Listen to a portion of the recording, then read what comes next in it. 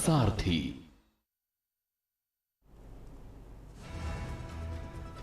उत्तराखंड बना पूर्ण साक्षर राज्य। मात्र 2 साल में साक्षरता दर पहुंची 98.7%। राज्य को पूर्ण साक्षर घोषित करने की कैबिनेट मंजूरी। कैबिनेट के फैसले से उत्पन्न कर्मचारियों को राहत। समान कार्य के लिए मिलेगा समान वेतन।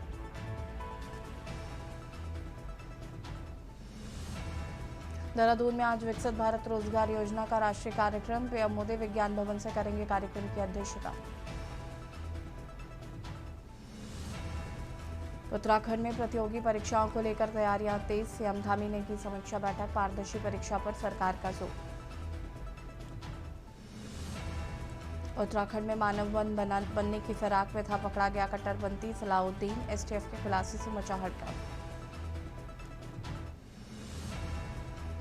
शिव भक्तों के लिए कैलाश मानसरोवर यात्रा की तैयारियां शुरू। 500 श्रद्धालुओं का पहला दल पहुंचेगा टनकपुर। आप देख रहे हैं के न्यूज, खबरों का सारथी। नमस्कार, खबर उत्तराखंड में आप सभी का स्वागत है। मैं हूं आपके साथ यशी शुक्ला। देहरादून से खबर आपको बता देते हैं। टीवी अभियान की धीमी प्रगति पर सीएस सख्त। मुख्य सचिव आनंद वर्धन ने जताई नाराजगी। 60% से कम स्क्रीनिंग वाले जिलों पर कार्रवाई के निर्देश दिए हैं। सीएमओ को प्रतिकूल प्रविष्टि देने के आदेश। 1 सप्ताह में 100% जांच पूरी करने का लक्ष्य।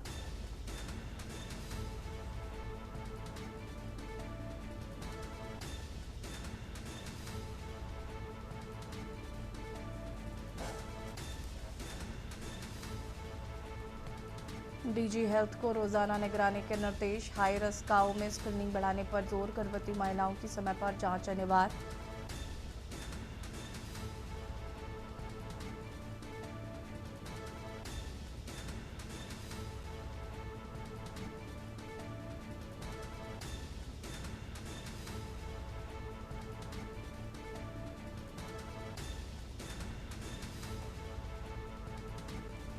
हाई रिस्क प्रेगनेंसी पर विशेष फोकस के निर्देश। मॉनसून से पहले बर्थ वेटिंग होम में शिफ्टिंग के आदेश।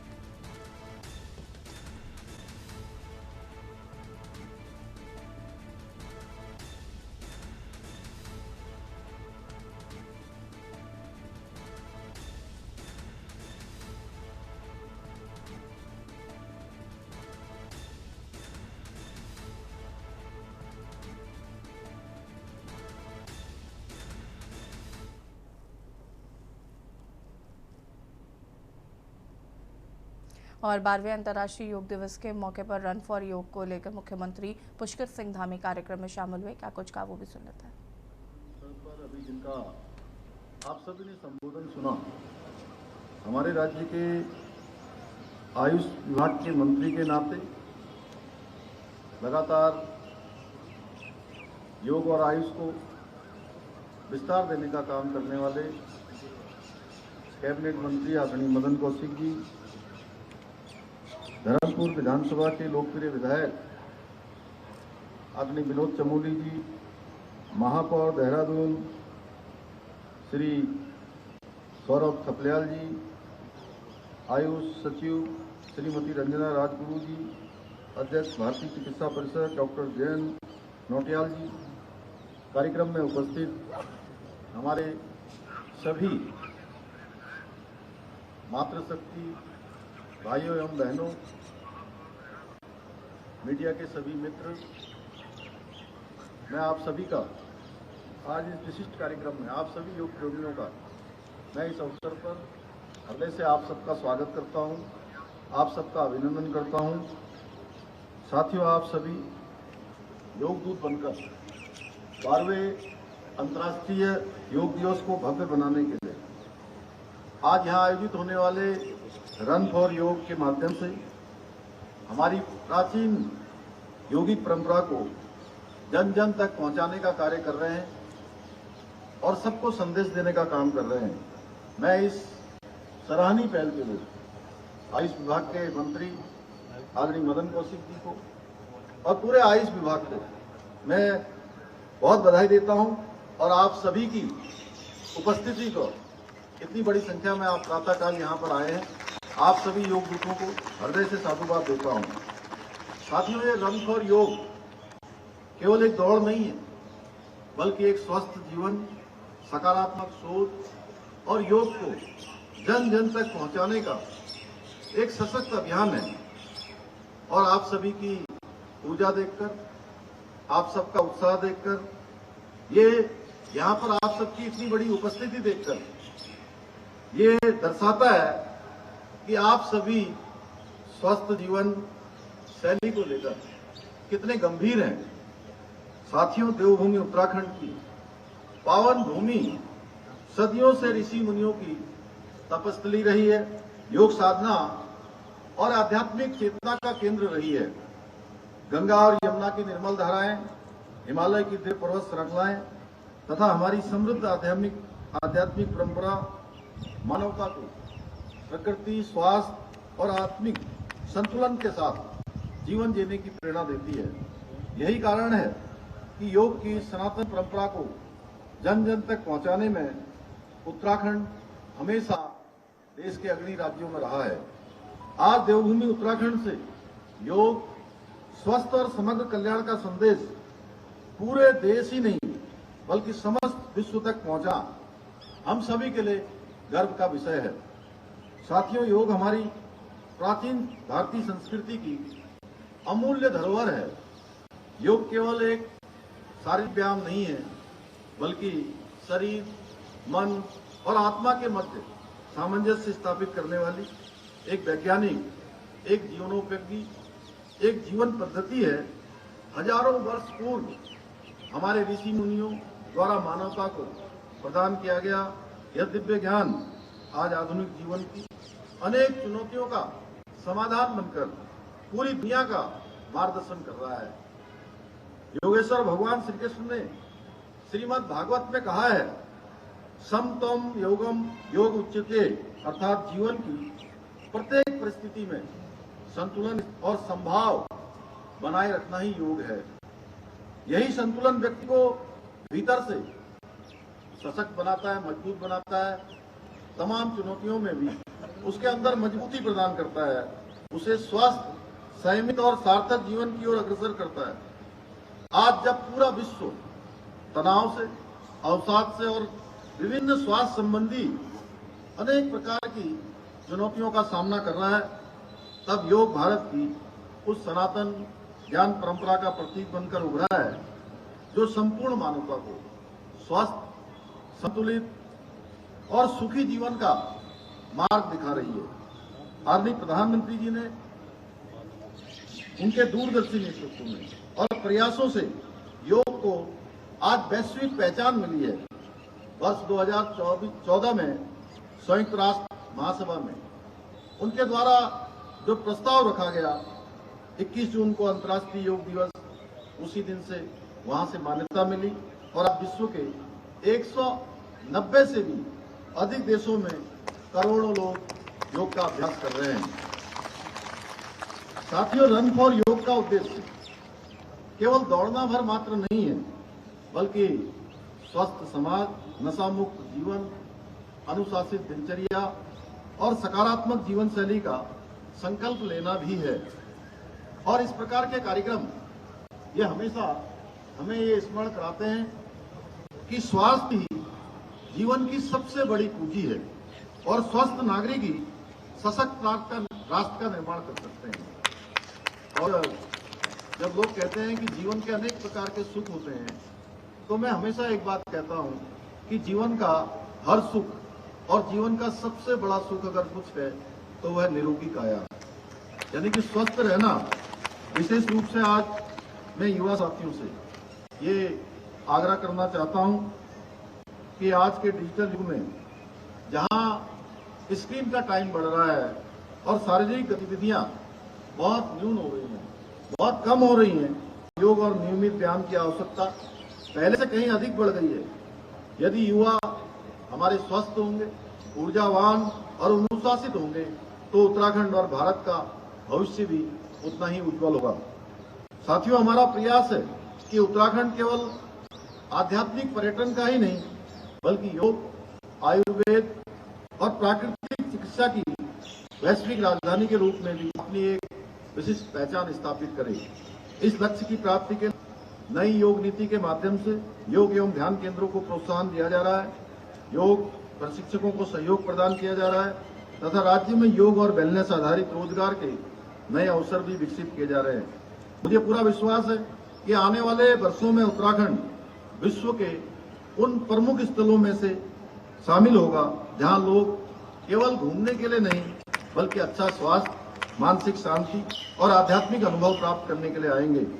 साथियों, आज आवश्यकता इस बात की है कि योग को वर्ष में केवल एक दिन आयोजन तक सीमित न रखा जाए बल्कि इसे अपने दैनिक जीवन का हिस्सा भी बनाया जाए। यदि हम प्रतिदिन केवल 20 से 30 मिनट योग के लिए अगर निकाल सकेंगे तो हम अपने स्वास्थ्य, कार्यक्षमता और जीवन की गुणवत्ता में बड़ा परिवर्तन ला सकते हैं। एक सकारात्मक सोच हमारी आगे बढ़ सकती है। आइए आज इस अवसर पर हम सभी मिलकर संकल्प लें कि हम योग को अपने जीवन का अभिन्न हिस्सा बनाएंगे। हम प्रतिदिन स्वास्थ्य के लिए समय निकालेंगे। हम स्वस्थ और अनुशासित जीवन शैली अपनाएंगे। हम नशा मुक्त और सकारात्मक समाज के निर्माण में अपना योगदान देंगे। हम अपने परिवार और मित्रों को भी योग करने के लिए प्रेरित करेंगे। हम योग के संदेश को घर घर तक और जन जन तक पहुंचाएंगे। मुझे पूरा विश्वास है आप सभी ऊर्जावान युवा योग को एक जन आंदोलन का स्वरूप देंगे तथा स्वस्थ, समृद्ध और सशक्त उत्तराखंड निर्माण के हमारे विकल्प रहित संकल्प को सिद्धि तक पहुंचाने में महत्वपूर्ण योगदान देंगे। इसी विश्वास के साथ आप सबको एक बार फिर से अंतर्राष्ट्रीय योग दिवस की बहुत बधाई देते हुए, शुभकामनाएं देते हुए मैं अपनी बात को समाप्त करता हूं। धन्यवाद। और रन फॉर योग कार्यक्रम में मुख्यमंत्री पुष्कर सिंह धामी को सुन रहे थे। उन्होंने कहा कि एक योग करना हमारी जीवन शैली का हिस्सा होना चाहिए। और बढ़ेंगे खबरों की ओर। हरिद्वार दौरे पर रहेंगे मुख्यमंत्री पुष्कर सिंह धामी। भूपतवाला में निष्काम सेवा ट्रस्ट जाएंगे सीएम। विश्व हिंदू परिषद की बैठक में होंगे शामिल।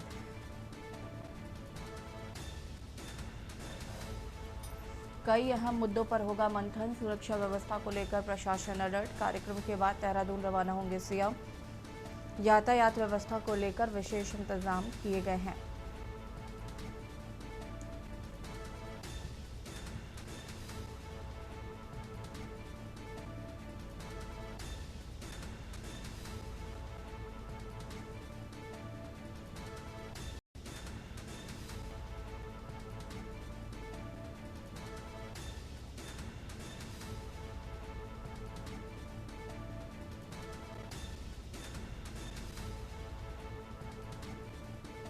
हरिद्वार दौरे पर रहेंगे मुख्यमंत्री पुष्कर सिंह धामी।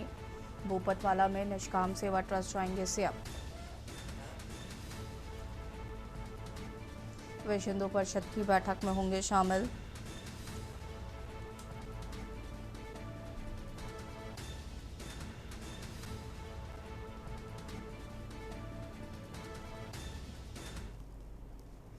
खबर चंपावत से है, जहां पर अंतर्राष्ट्रीय योग दिवस के अवसर पर 21 जून को उत्तराखंड के मुख्यमंत्री धामी के विधानसभा क्षेत्र चंपावत में भव्य योग कार्यक्रम आयोजित किया गया। जिला प्रशासन ने आयोजन को लेकर सभी तैयारियां पूरी कर ली हैं। कार्यक्रम स्थल को अंतिम रूप दे दिया गया है। जिलाधिकारी मनीष कुमार ने जानकारी देते हुए बताया कि मुख्यमंत्री के निर्देशों के अनुसार जनपद में योग दिवस को व्यापक स्तर पर मनाने की तैयारी की गई है।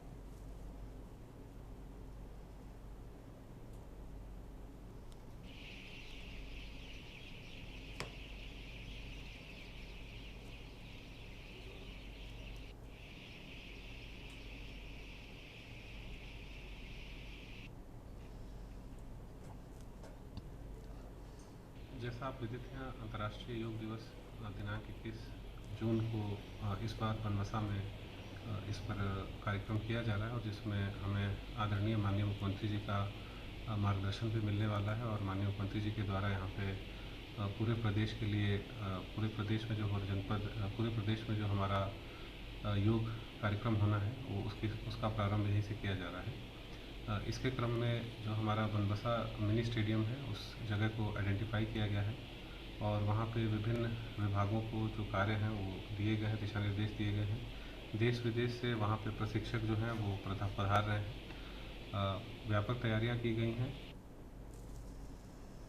खबर देहरादून से, जहां पर प्रदेश में बुलडोजर कार्रवाई और कानून व्यवस्था को लेकर राजनीतिक विवाद गहराता जा रहा है। राज्य में विपक्षी कांग्रेस और सत्तारूढ़ भाजपा के बीच इस मुद्दे पर तीखी बयानबाजी जारी है। कांग्रेस ने सरकार पर गंभीर आरोप लगाते हुए कहा कि कार्रवाई धर्म विशेष को निशाना बनाकर की जा रही है, जबकि भाजपा ने इन आरोपों को पूरी तरीके से खारिज किया है।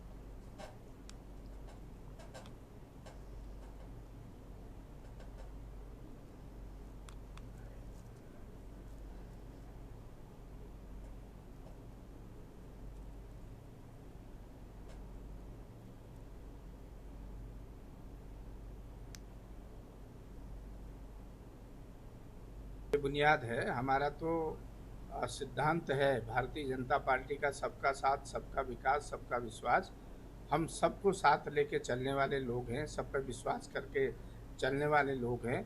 हमने कभी किसी को धर्म विशेष के लोगों को टारगेट करने का काम नहीं किया है। माननीय मुख्यमंत्री ने तो सब साथ लेकर चलने का प्रयास किया है। हाँ, अगर कोई इस प्रदेश की आबोहवा को ख़त्म करना चाहेगा, खराब करना चाहेगा, यहाँ की डेमोग्राफी को नुकसान पहुंचाना चाहेगा। और यहाँ रुकेंगे छोटे से ब्रेक के लिए, जो हाजिर होता है। आप देख रहे हैं के न्यूज़, खबरों का सारथी। ब्रेक के बाद एक बार फिर से आप सभी का स्वागत है। खबर देहरादून से, जहां प्रदेश भर में एसआईआर की प्रक्रिया जारी है, जिसमें राज्य निर्वाचन आयोग, राजनीतिक दल और बीएलओ के सहयोग से कार्य कर रहा। इसी बीच इस प्रक्रिया को लेकर उत्तराखंड की राजनीति में नया विवाद खड़ा हो गया है। कांग्रेस और भाजपा के बीच आरोप प्रत्यारोप तेज हो गए हैं। कांग्रेस ने आरोप लगाया कि भाजपा से जुड़े कुछ बीएलओ धनबल का उपयोग कर एसआईआर प्रक्रिया को प्रभावित करने की कोशिश कर रहे हैं, जिससे कि निष्पक्षता पर सवाल उठ रहे हैं। पैसे का संबंध है उनके जगह तो नहीं, कुछ नहीं। ये असल में उनके पास कार्यकर्ता है नहीं। आज तक दिक्कत क्या है कि कांग्रेस हवाई है, सिर्फ बयानों से और सोशल मीडिया से अपना काम चला रही है, कहीं ना कहीं अपने को खड़ा दिखा रही है। वास्तविकता ये है कि कांग्रेस पास संगठनात्मक क्षमता नहीं है, और एसआईआर में जो BLA 2 हैं वो कहीं ना कहीं BLO के साथ जुड़कर ये सारे काम कर रहे हैं, जो भारतीय जनता पार्टी के ज़्यादा प्रभावी है और वो धरातल पर काम कर रहे हैं। इसलिए कांग्रेस को ऐसा लग रहा है कि भारतीय जनता पार्टी का कार्यकर्ता अपना खाता है और पार्टी का गाता है। घर से तैयार होकर निकलता है और पार्टी के लिए काम करके थकान कर घर जाके बिस्तर पकड़ता है। खबर देहरादून से, जहां राजधानी में भूमाफिया द्वारा सरकारी जमीनों पर कथित कब्जे और आम जनता के साथ धोखाधड़ी के विरोध में स्वराज सेवा दल के सैकड़ों कार्यकर्ताओं ने मुख्यमंत्री आवास की ओर कूच किया है। और इस दौरान प्रदर्शनकारी कार्यकर्ताओं और पुलिस के बीच हल्की झड़प की स्थिति भी बनी है, जब कुछ कार्यकर्ताओं ने बैरिकेडिंग पार करने का प्रयास किया। इस घटना से कुछ लोगों के चोटिल होने की भी जानकारी सामने आई है। स्वराज सेवा दल के अध्यक्ष रमेश जोशी ने आरोप लगाया है कि प्रशासन छोटे मामलों में तो तुरंत कार्रवाई करता है, लेकिन बड़े भूमाफियाओं के खिलाफ प्रभावी कदम नहीं उठाए जाते।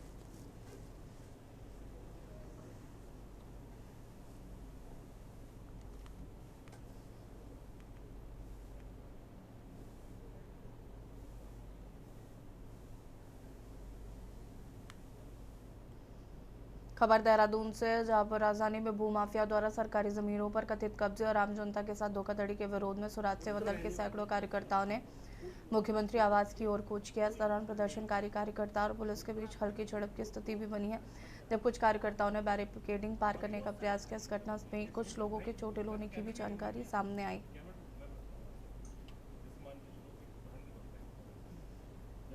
देखिए, वक्फ बोर्ड का परमानेंट सीओ ना होने के कारण अभी उसकी टेम्परेरी चार्ज, क्योंकि जो निदेशक माइनॉरिटी हैं, डायरेक्टर माइनॉरिटी, उनको ये चार्ज दिया गया था। और माइनॉरिटी डायरेक्टर के बदल जाने के बाद जो नए माइनॉरिटी डायरेक्टर आए हैं उनको अब इसका चार्ज दिया गया है। सामान्य प्रक्रिया है।